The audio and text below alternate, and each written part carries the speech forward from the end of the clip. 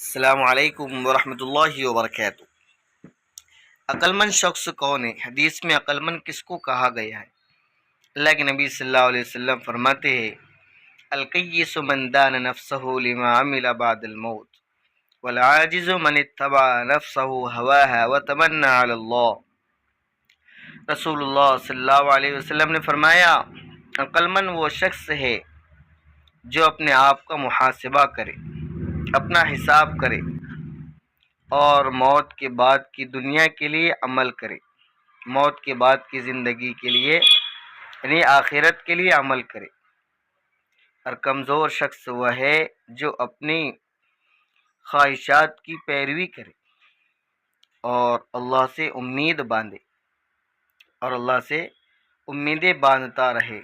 تو کہا عقل مند وہ ہے جو اپنے آپ کو محاسبہ کرے، موت کی زندگی کے لیے